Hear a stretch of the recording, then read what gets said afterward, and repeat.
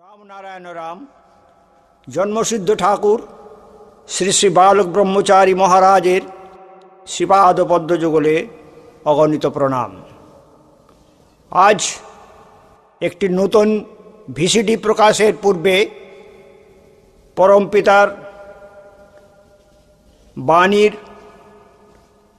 যা নামের উপকার বিষয়ে তিনি দিয়েছেন তাই তুলে ধরছি। এই যে উচ্চস্বরে নাম কীর্তন হয়, এই নাম এই ধ্বনি সবাই মিলে যদি এক সুরে দেওয়া যায়, এ নামের যথেষ্ট উপকার আছে। একজনে যে নাম করছে, বহুজনে যদি সেই নাম করে এবং সেই সুর যদি শ্রবণে আসে, তবে এক মুহূর্তে 50 হয়ে যায়। 5000 জনে যদি একটি নাম করে যায়, সেই শব্দের যে ধ্বনি এক সুরে যেই শব্দটা হয়, সেই শব্দ যার কর্ণে যায় সে প্রতি মুহূর্তে 5000 করে নাম পেয়ে যাচ্ছে। 50,000 ব্যক্তি যদি একই সুরে নাম করে, 16 নাম 32 অক্ষর 3 লক্ষ বার জপ করতে সময় লাগে প্রায় 18 ঘন্টা। 1 লক্ষ জপ করতে লাগে 6 ঘন্টা। 1 লক্ষ নাম যদি বহু লোক মিলে হাজার হাজার বার উচ্চস্বরে করে যায় এবং সেই নামের শব্দধ্বনি যদি কানে শোনা যায়, তাহলে মুহূর্তে মুহূর্তে সেই অনুযায়ী ফল পায়, অর্থাৎ এমন ফল পায় যা একেবারে অদ্ভুত। গাছপালা বাতাস সব একেবারে ভরপুর হয়ে যায়। দৈনন্দিন যত ত্রুটি হয়, ইচ্ছায় অনিচ্ছায় যত বিচ্যুতি হয়, নাম যদি প্রবল থাকে, শব্দ যদি তার চেয়ে বেশি থাকে, গভীর থাকে, তবে সেই ত্রুটিগুলো বিনাশ হয়ে যায়। আগুনে যেমন পুড়ে যায়, সেই রকম সব পুড়ে যায়। মুক্ত কণ্ঠে মুক্ত চিত্তে সদা সর্বদা বীজ জপ করলেও হয়, আবার নাম কীর্তন করলেও হয়।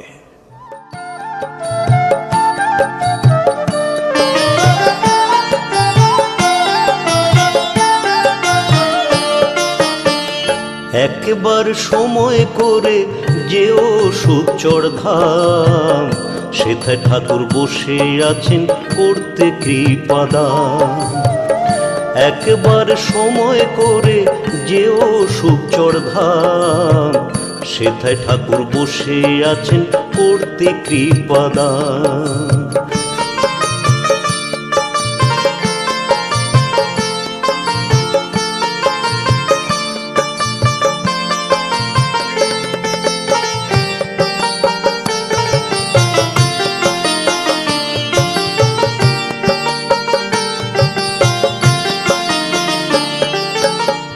জাতপাতের নাই রে বিচার, সবাই সমান, ঠাকুরের চরণ তলে সবার মেলে স্থান।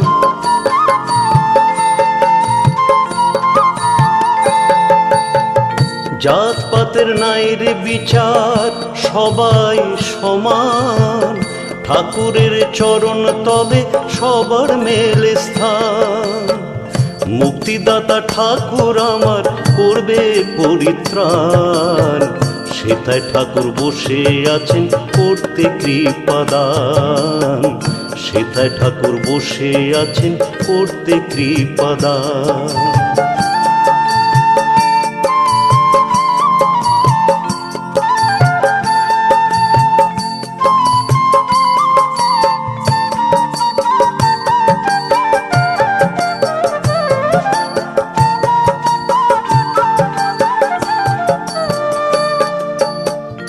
আপন আপন করিস যারে, তারা নয় আপন, শুধুমাত্র আপন জন গুরুরই চরণ।